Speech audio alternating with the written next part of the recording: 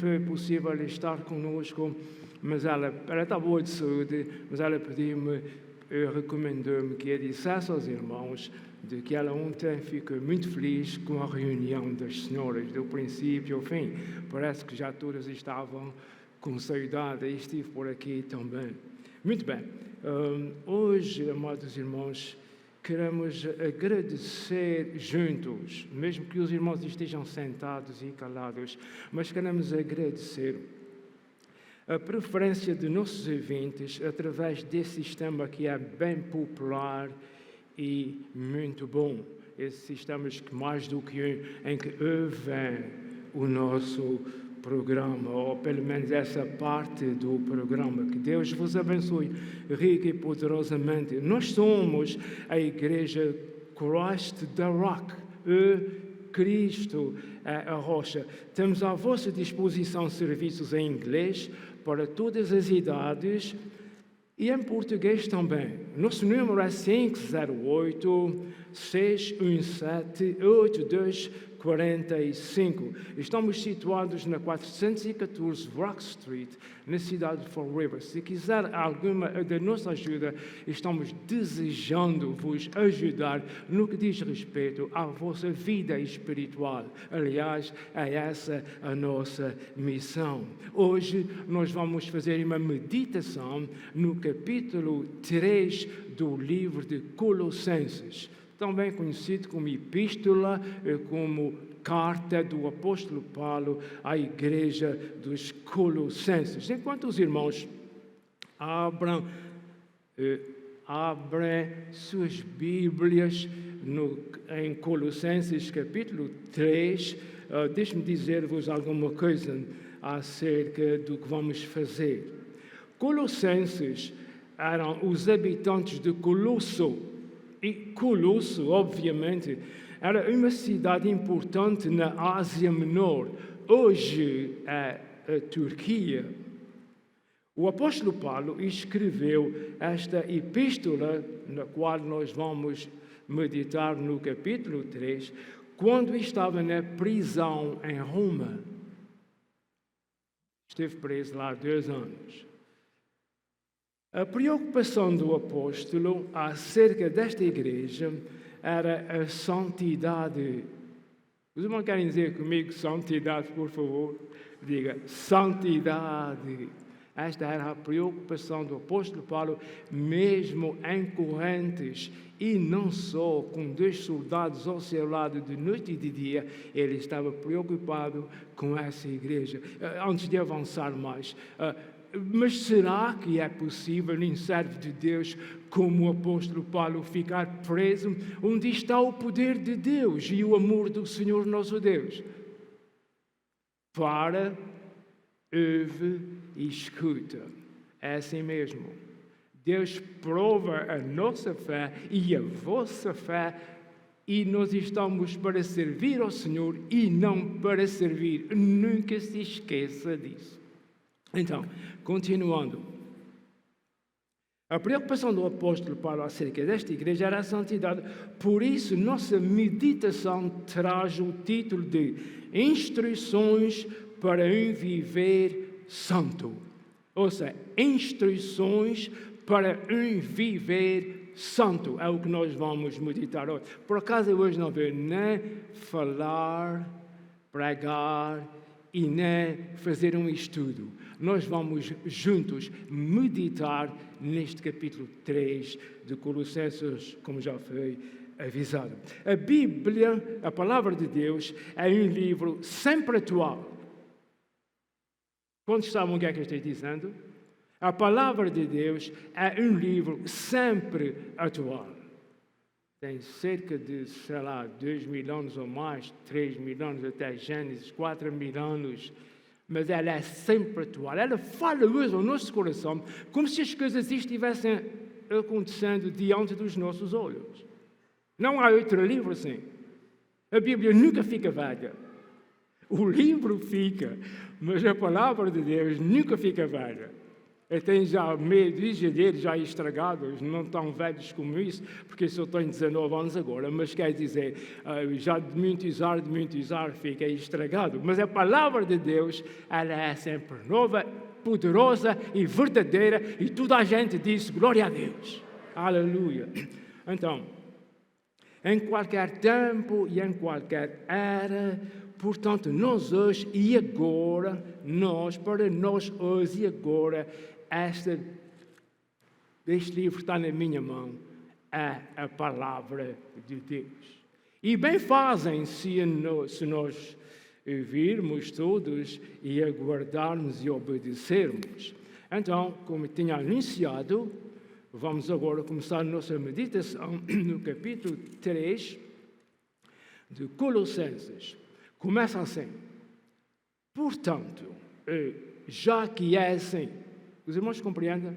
Já que as coisas estão assim, é o que quer dizer portanto. Portanto, já que vocês ressuscitaram com Cristo, procuram as coisas que são de cima e do alto, onde Cristo está assentado à direita de Deus. Vamos ver o que é que isto tem aqui para nós. Já que as coisas estão dessa maneira, portanto, já que vocês ressuscitaram com Cristo. Os irmãos sabem, os nossos queridos amados irmãos da igreja primitiva que viveram no ano 50, 60, mais ou menos, quando essa carta foi escrita, já todos andaram e estão no céu com o Senhor. Hoje, quem figura aqui é a palavra de Deus, este que está falando e todos os que estão ouvindo. Hoje é a palavra de Deus que está falando ao nosso coração e bem fizer se prestar atenção. Vou lhe dizer uma coisa. É bom nós ouvirmos e guardarmos a palavra do Senhor, porque na palavra do Senhor há vida, há poder para nós encararmos as coisas da vida. Então, portanto, vocês que já ressuscitaram com Cristo, os irmãos já ressuscitaram com Cristo, já algum dos irmãos morreu? Quem é que está aqui que já morreu e já ressuscitou com Cristo? Ora, já tudo muito bem para quem ouve a palavra do Senhor uma vez por semana, ou 2 vezes por semana, para quem sabe ler a palavra do Senhor. Está tudo muito compreendido, nada disso é novo. Mas vamos supor que pessoas que estão ouvindo a palavra do Senhor nunca me ouviram falar acerca disso, porque isso não é comum ouvir falar isso todos os dias e a toda a hora. Então, como é que a pessoa está me escutando e diz, vocês já ressuscitaram com Cristo? Quem é que já ressuscitou com Cristo? Eu acabei de perguntar aos irmãos se alguém já morreu. O problema aqui, o dilema, não é se alguém já morreu. Nós todos já nascemos mortos. Nesse tipo de morte que a palavra de Deus está falando. Um bebê já nasce morto, separado da graça de Deus. A não ser tudo o tempo enquanto é inocente. Isso só pertence a Deus. Ninguém tem o colherão para pôr aqui. Ele ainda é inocente ou ela ainda não é inocente. Mas desde que começa a ter compreensão, já traz consigo a herança que herdou do Jardim do Éden. Uma pera podre. Não, o que é que nós herdamos do Jardim do Éden? Herdamos de lá o pecado que os nossos queridos pais praticaram, não obedeceram ao Senhor, procuraram, lutaram talvez por alguns minutos, não havia minutos naquele tempo, procuraram, lembraram-se de agradar a Deus, obedecer a Deus, mas foi mais aprazível ouvir a voz de Satanás do que a própria voz de Deus. O Senhor lhes disse, vocês não comem. O dia que vocês comeram, vocês vão morrer. Satanás vem atrás e diz, não, vocês que comam, porque vocês, quando comerem, não vão morrer. Os irmãos veem isso na sua Bíblia, está cerca de 12 versos à frente um do outro. Deus diz, vais morrer, Satanás vem atrás e diz, não vai morrer.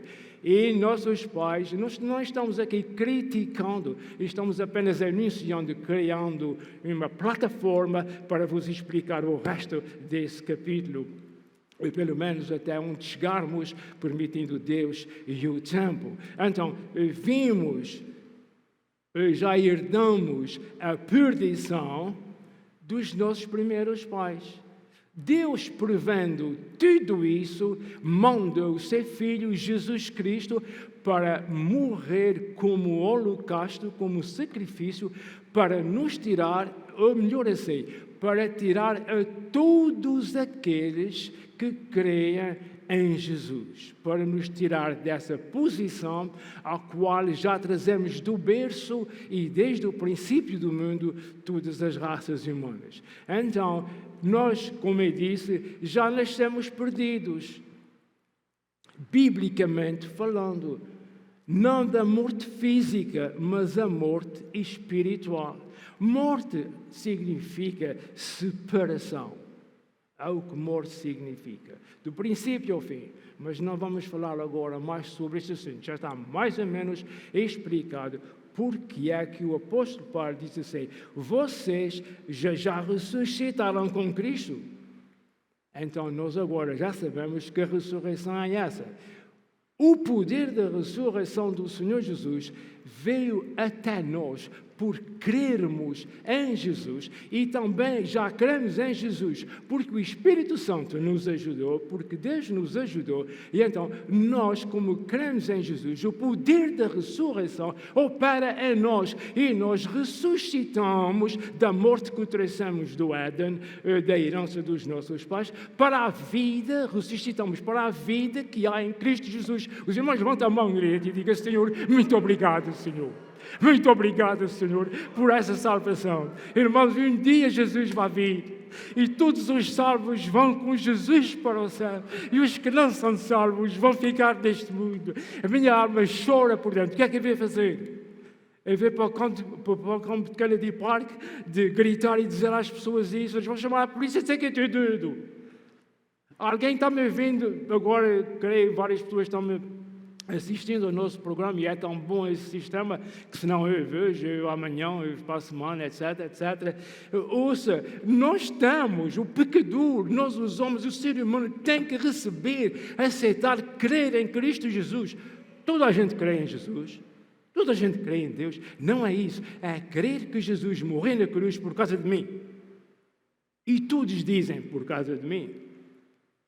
O salvo, o Senhor salva um salvo, o Senhor salva um pecador de uma vez, um por um. A salvação não é coletiva, a salvação é individual. Os irmãos me desculpem apontar, disse o outro, que fica feio apontar, mas deve ser tu e tu. Cada um tem que dizer ao Senhor: Senhor, eu creio em Ti. Entrego a Ti o meu coração, entrego a Ti a minha vida, sejas o Senhor da minha vida e o Salvador da minha alma. Cada pessoa tem de confessar isso. Então, amados irmãos, vamos continuar. Portanto, vocês ressuscitaram com Cristo. Agora que já são ressuscitados com Cristo, procuram as coisas que são do alto, as coisas que são do céu, onde Cristo está assentado à direita de Deus. Muito bem, nós já sabemos o que é que deve ser feito nesse sentido, e já sabemos onde é que Jesus está. Está no céu, sentado à direita de Deus, no trono. Então, Jesus não é qualquer coisa. O nome de Jesus não é para ser usado de qualquer maneira, em vão, na brincadeira, ou seja lá como for. Não, não. O nome de Jesus é santo, sagrado e todo-poderoso. É para ser respeitado do princípio ao fim. Muito bem. Verso 2 diz assim: mantenham, guardem o pensamento nas coisas do alto. Mantenham, a palavra do Senhor nos está dizendo para nós mantermos. O que é manter?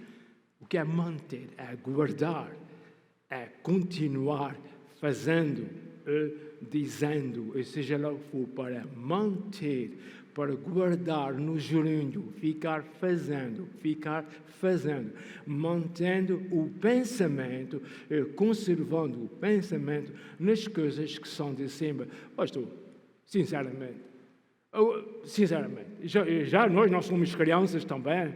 Como é que eu vou trabalhar aqui, eu, o meu automóvel, e agora estar pensando no Senhor? Bom, vamos ser razoáveis. Não vamos arranjar descartes contra a palavra de Deus. A palavra de Deus fala como mais nenhuma palavra fala.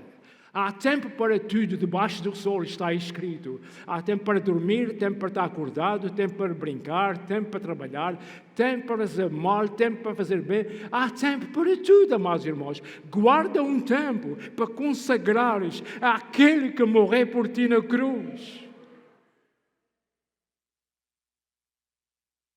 Seu nome é Jesus Cristo de Nazaré. Mantenha o pensamento nas coisas que pertencem à vida espiritual e não nas coisas terrenas. Quem é que vai tomar conta da minha vida na terra? Tens tempo para as coisas terrenas e tu tens tempo para as coisas espirituais. Conforme for o plano de Deus, Deus pode muito bem tirar e pôr-te papo para o ar, numa cama, para tu olhares para Deus todo o dia e toda a noite. Deus não é vingativo, Deus é um Deus de amor. Mas ninguém tem tempo para isso, tem tempo para suportar a enfermidade e ficar deitado, assim, olhando para o céu todo o dia. Olha para o céu enquanto tens vida e saúde. Glorifica a Deus, dá graças a Deus. Se tens algum problema, não sabes fazer isso, 414 Rock Street, Fall River, Massachusetts, está à tua disposição, aberto quase todo o dia. Quase todo o dia. Está aqui o pastor Rob aqui fazendo o que deve fazer, assistindo isso, assistindo aquilo, assistindo. Eu, por acaso, ontem passei aqui e eu observei isso. Use o seu tempo em favor da sua própria alma. Um dia tu vais deixar esse corpo, todos nós vamos deixar o nosso, mas o nosso espírito, o nosso ser espiritual vai à presença de Deus. Uns para a glória e outros ficam guardados no armazém até ao fim para serem julgados quem não aceitou o Senhor Jesus. Imagina, o Senhor Deus Todo-Poderoso, não há outro, lembrou-se do pecador neste mundo e deu o seu filho, fez com que nascesse de uma virgem em Belém de Judá, etc., como todos sabem, e foi morrer numa cruz, não porque os judeus eram ruins e nem porque os romanos eram carrascos. Jesus já nasceu em Belém, sem a ordem de ninguém, mas com o propósito divino, para morrer na cruz, para ir para a sepultura e para ressuscitar, para com tudo isso satisfazer a glória do Pai, para satisfazer a glória, para satisfazer a justiça, para satisfazer o que tinha que ser satisfeito do Senhor nosso Deus. Deus é amor e Deus é justiça. Compreende? Já percebeu porque é que Jesus foi à cruz? Eu vou dizer mais uma vez, Jesus já nasceu neste mundo com a intenção, com o plano, de facto tinha sido já profetizado, para dar a sua vida por nós. É verdade que os judeus foram o que foram, os romanos foram o que foram, mas entre os romanos disse assim, na realidade, na verdade, este homem é o Filho de Deus. E tu? E o Senhor que me escuta? E a senhora que me escuta? Já reconheceste que o Jesus que foi à cruz por causa de ti?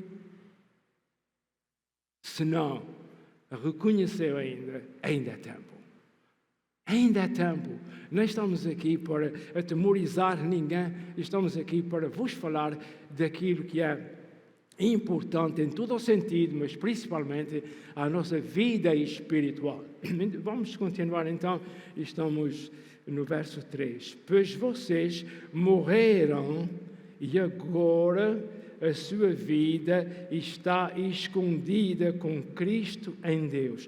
O momento que o pecador recebe Jesus como seu Salvador, ele fica dentro de Jesus, de alguma forma inexplicável, humanamente falando. Ele fica em Cristo e Cristo está em Deus. Quem é que pode ter um privilégio maior do que esse? Eu penso para mim mesmo que não tiro o tempo para pensar nisso seriamente como eu devia. Agora pensei o suficiente para vos falar disso, mas amanhã eu não estou pensando nisso. Mas o nosso privilégio, o privilégio do cristão, o privilégio do crente, do salvo, é uma coisa muito séria, meus irmãos. É uma coisa maravilhosa, é diferente de toda a gente. Nós comemos como os outros, vivemos como os outros, temos o automóvel como os outros, moramos numa casa como os outros, mas quando o Senhor nos chama é tudo diferente, amados irmãos. O crente vai ser transformado, ele vai ser ressuscitado e vai para o céu com Jesus. E o que não aceitou Jesus como seu Salvador fica neste mundo de miséria. Amados irmãos, prezados amigos, medite nisso. Esta é a nossa missão, é falar-vos disso. Medite nessas coisas. Isso não tem nada a ver com ser esta ou aquela religião. Isso é a palavra de Deus, isso é o sistema, é o plano divino. Verso 4 diz assim: Cristo, que é a vossa vida, ou a nossa vida, quando Cristo, que é a nossa vida, for manifestado, então vocês também serão manifestados com Jesus em glória. Quantos irmãos nunca pensaram nesse verso? Quantos irmãos nunca pensaram no que está escrito aqui? Quando é que Jesus vai se manifestar?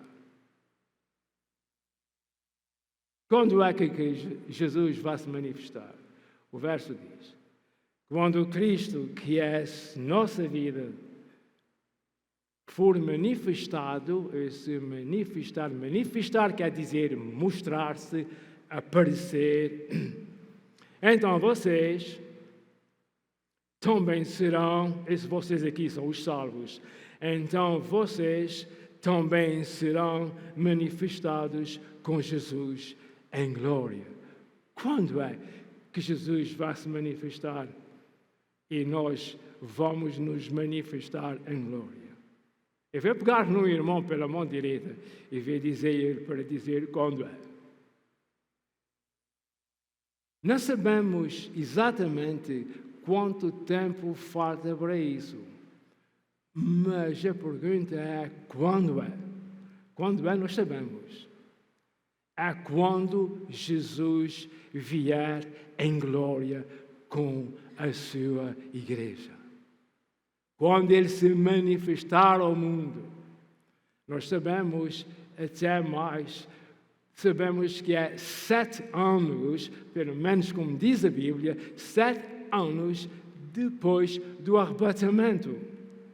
Jesus vai vir buscar a sua igreja no chamado arrebatamento. Arrebatar quer dizer passar por um lugar e pegar numa coisa de repelão e andar, não parar.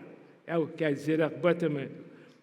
Jesus vai vir buscar a sua igreja, ninguém sabe quando é. Já pelo menos 3 pessoas que eu já li acerca deles, que eles marcaram a data para Jesus vir. Um fez isso 3 vezes.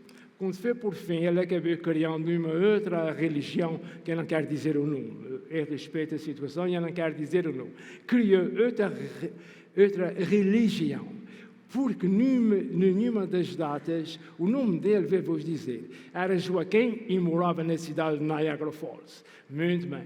Há quantos anos foi? Não foi há muitos, há menos de 100 talvez, mas de qualquer maneira, as contas não deram certas, então ele desistiu de ser pastor. Ele era um pastor batista e ele acabou criando uma outra religião. Muito bem. Então, o que é que nós estamos falando? Ninguém sabe quando é que Jesus vem buscar a sua igreja, mas nós sabemos que 7 anos depois o Senhor vai se manifestar. E o Senhor vem como Rei dos Reis e Senhor dos Senhores.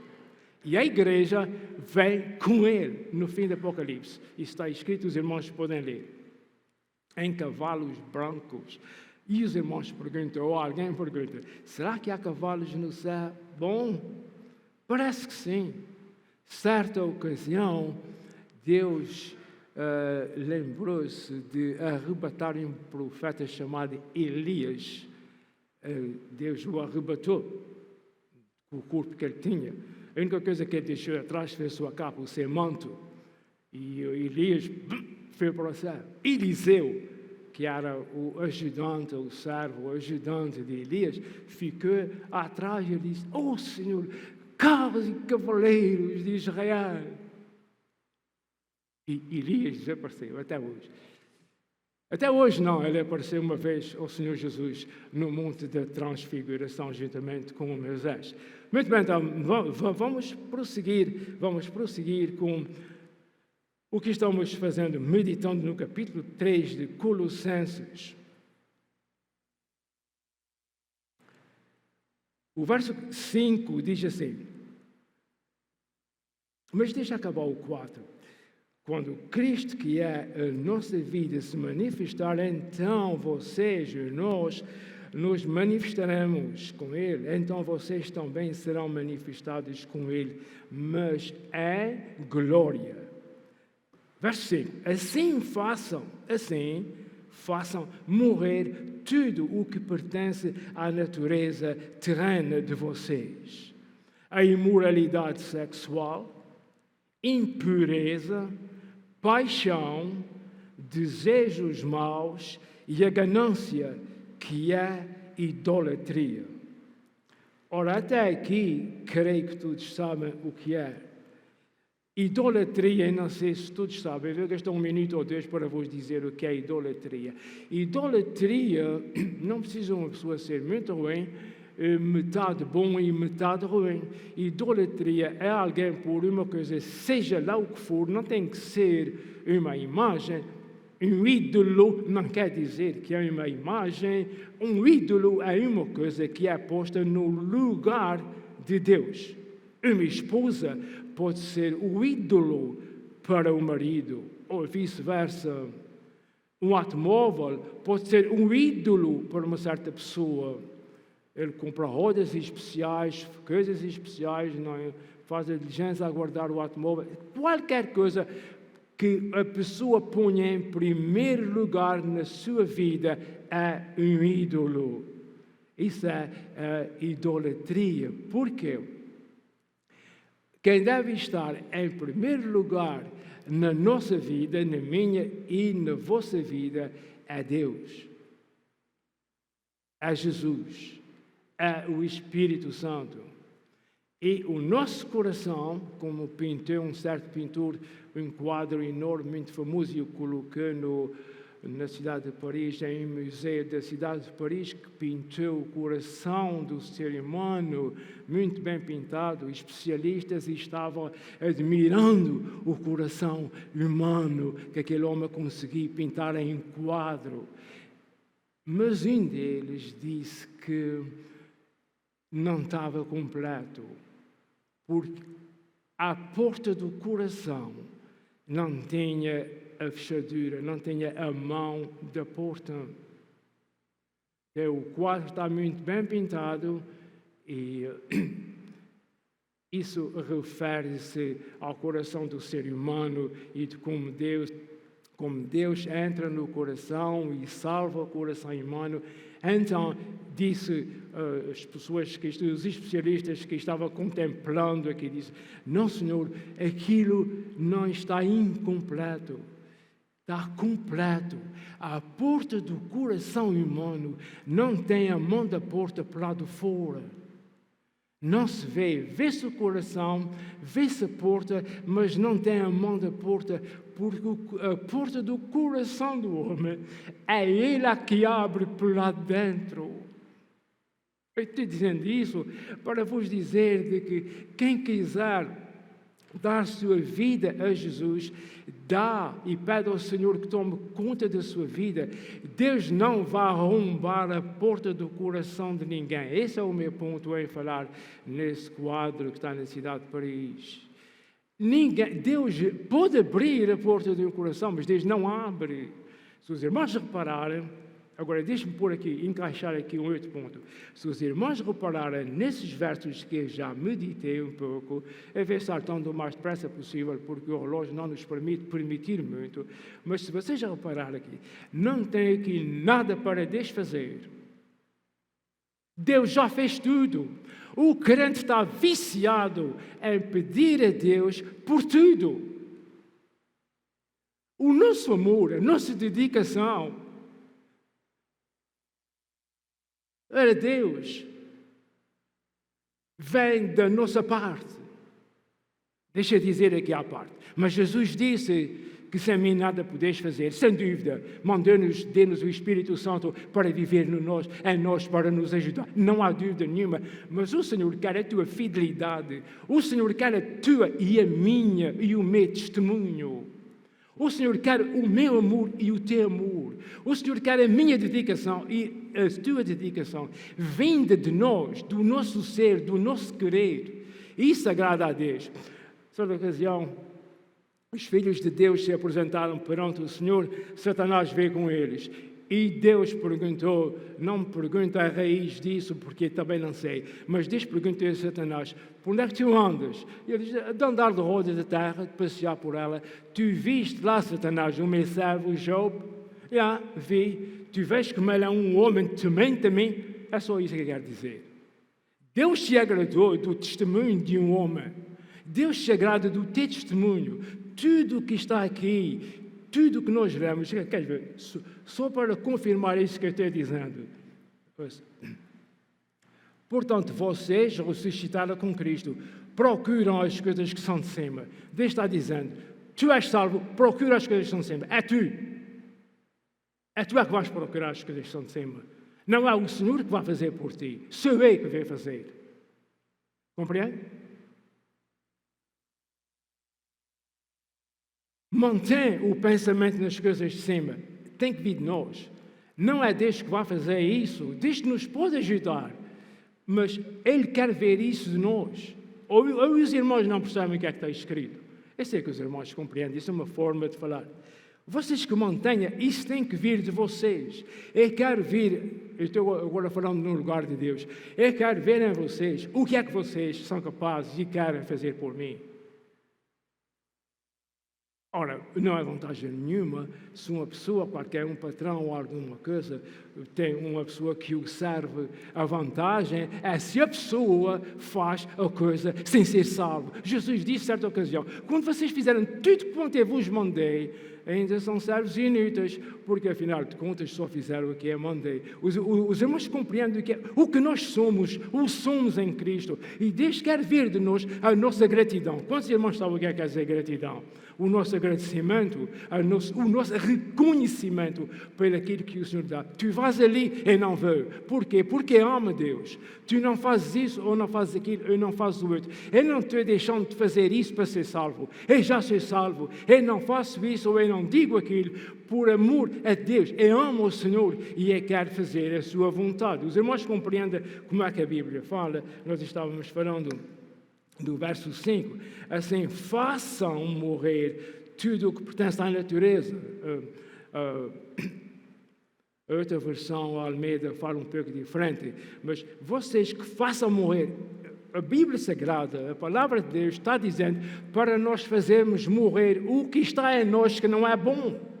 Não é Deus que vai fazer morrer o que está em nós que não é bom. Está dizendo, pelo menos como está escrito, é assim. Eu sei que isso dá para a igreja ficar calada, mas isso é a pura da verdade. Isso é exatamente o meu trabalho, é fazer o que eu estou fazendo. É meditar na palavra do Senhor e dizendo a todos que me ouvem o que é que está escrito. Assim façam morrer tudo que pertence à natureza terrena de vocês. Moralidade sexual, impureza, paixão. Quem sofre disso, quem tem isso, tem que parar de fazer isso por si. Peça a Deus que o ajude, que Deus vai o ajudar, compreende? Nós não estamos tirando Deus desse ponto, mas o Senhor quer que tu faças, e está escrito, é para nós fazermos. Eu não me canso de dizer isso. Então, vamos só um pouquinho mais. Vamos ao verso 6. É por causa dessas coisas que vem a ira de Deus sobre os que vivem na desobediência. Oh, meu Deus, como é que acontece assim e como é que isso acontece assado?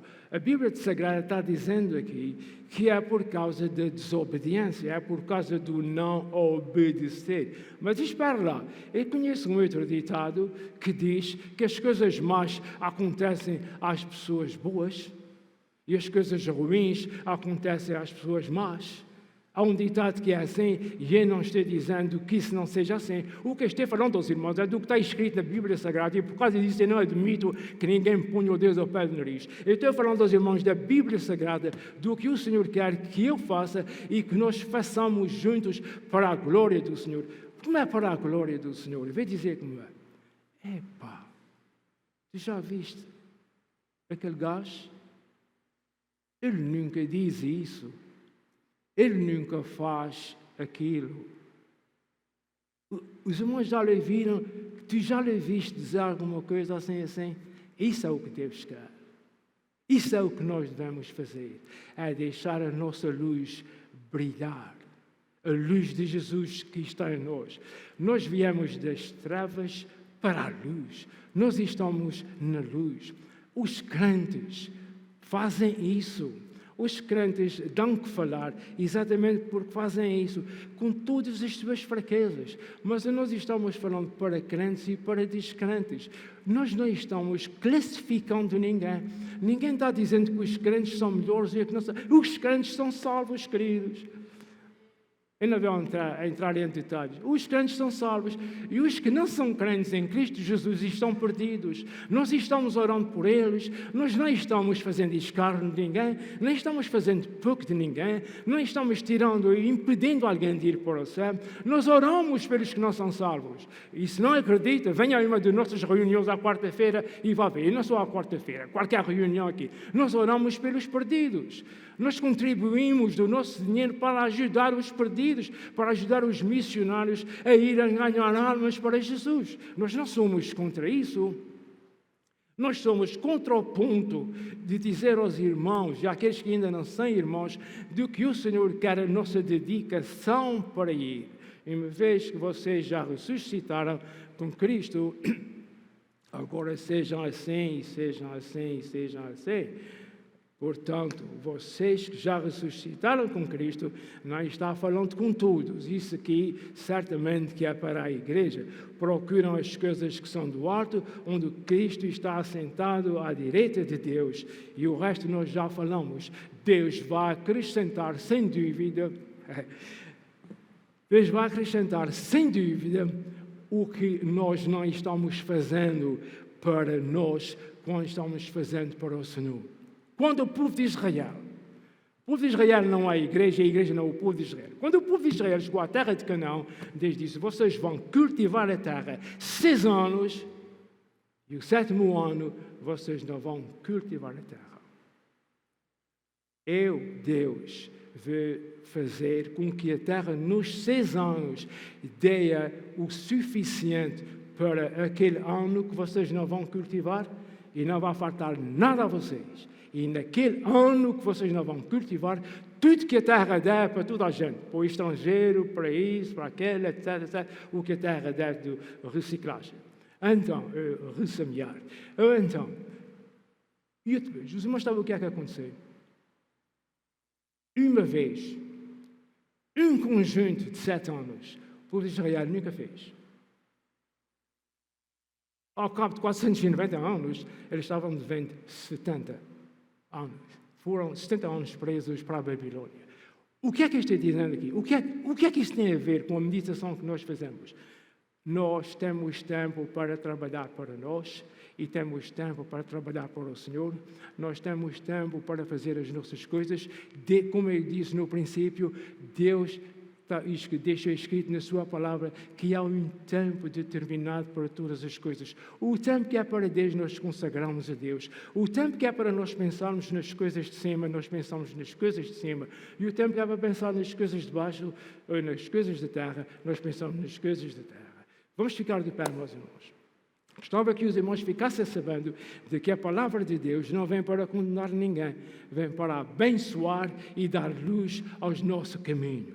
Portanto, neste momento, se algum irmão, vamos pedir, enquanto o irmão José Furtado chega aqui acima para terminar nossa reunião com oração, eu vou dar a oportunidade aos amados irmãos de, se os irmãos têm um assunto de oração pelo qual gostava, sentia que nós podíamos orar neste momento por você. Esse assunto é particular, ninguém precisa saber o que é. Pode ser enfermidade, pode ser problema financeiro, pode ser problemas um paz ou sem paz, seja o que for. O irmão levanta a sua mão como sinal, não é obrigado, mas como sinal, levanta a sua mão diante do Senhor, dizendo: Senhor, lembra-te de mim. Irmão José estará orando, a seu favor.